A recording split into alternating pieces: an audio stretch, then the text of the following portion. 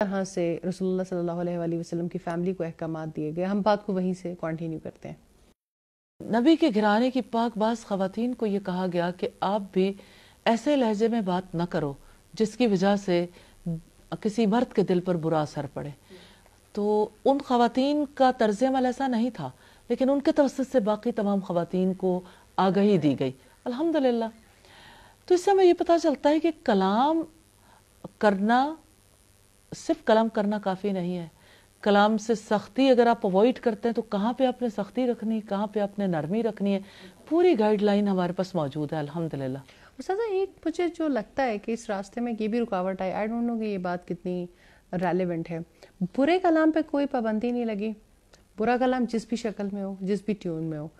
مسلمانوں نے ساری پابندی اچھے کلام پہ لگا دی کہ اور اس میں کیونکہ عورتیں تھوڑا سا سافٹ ہینڈیڈ ہوتی ہیں، سافٹلی میسیج کو کمیونیکیٹ کرتی ہیں، جب ان کے بارے میں بات آتی ہے تو ہمارا دیندار طبقہ معذرت کے ساتھ یہ کہتا ہے کہ عورت کی تو آواز کا پردہ ہے، اس کی آواز کو یعنی وہ جو بھی اچھی قول معروف کرے، جو بھی اچھی بات کرے، اس کو پردے میں رکھ دیں۔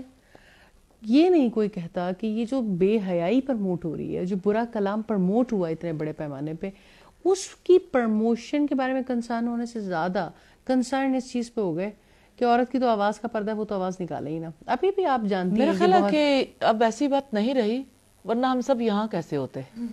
وہ ایک اتنے عرصے تک ایک حجاب تو رہا ہے نا۔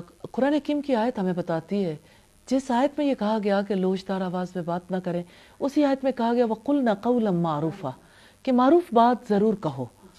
تو معروف بات کہنے سے کوئی پابندی آیت نہیں کی گئی۔ جنریشن ٹو جنریشن آتا ہے نا، ایک اب یہ پابندی تو اب ہٹائی گئی، ایک بہت اگر ہم جہاں بیٹھے ہیں وہاں پر بھی مطلب لوگوں کی ذہن میں یہ تبدیلی آتے ہوئے وقت لگا، اور ابھی بھی ہارڈ شپس آ جاتے ہیں۔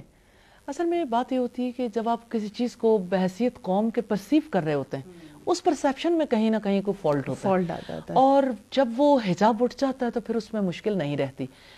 میں یہ سمجھتی ہوں کہ ہمیں ضرور دیکھنا چاہیے کہ محمد رسول اللہ صلی اللہ علیہ وسلم نے کس طرح سے لوگوں کے ساتھ احسن کلام کیا۔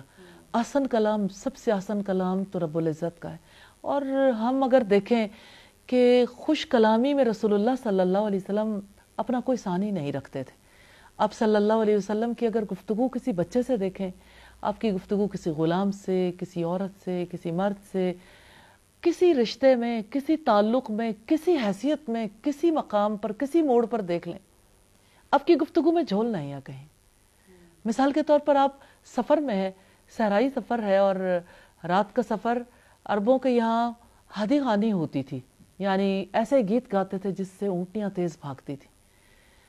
ایک بار آپ کے ساتھ خواتین بھی تھیں، اس موقع پر آپ نے یہ کہا یا انجشا رویدک بالقواریر، اے انجشا احتیاط سے، آپ گینے نازک ہیں، یعنی گلاس ہینڈل وتھ کیئر۔ کتنی خوبصورتی کے ساتھ یہ میسج دیا کہ آپ جس طرح سے گا رہے ہو، اس کی وجہ سے اونٹنیاں بھی تیز بھاگیں گی، اور ہمارے ساتھ خواتین بھی ہیں، ان کے دل پہ بھی اثر ہوگا، اور اونٹنیوں کے تیز بھاگنے کی وجہ سے ان کو یقیناً مشکل بھی برداشت کرنی پڑے گی۔ اب صلی اللہ علیہ وسلم کی گھریلو زندگی میں کیسے کیسے موڑ آئے۔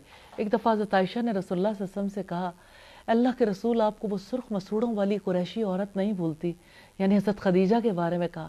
تو آپ صلی اللہ علیہ وسلم نے فرمایا، خدیجہ کے بارے میں کوئی مجھے نہ ستائے۔ آپ کے چہرے کا رنگ بدل گیا، اور آپ نے فرمایا، خدیجہ نے اس وقت میرا ساتھ دیا جب سب نے میرا ساتھ چھوڑ دیا، اس نے اس وقت میری تصدیق کی جب سب نے مجھے جھٹلایا، اس نے اس وقت اپنا مال مجھ پہ خرچ کیا جب میں بے مال والا تھا۔ یعنی موقف کتنے اسٹرانگلی کلیئر بھی کرتے تھے، ایسے کہ حضرت عائشہ کے دل پہ بھی گراں نہ گزرے اور انہیں بھی لاجک سمجھ آ جائے۔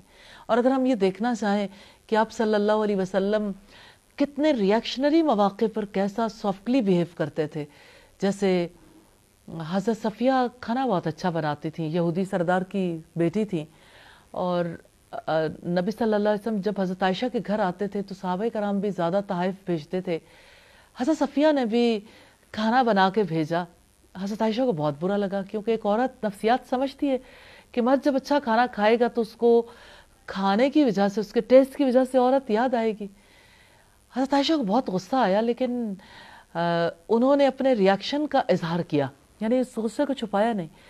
جو غلام کھانا لے کے آیا تھا اس سے پلیٹ اس طرح سے پکڑ کے جھٹکا دیا کہ پلیٹ بھی نیچے جا پڑی, کھانا بھی نیچے جا پڑا, پلیٹ ٹوٹ گئی.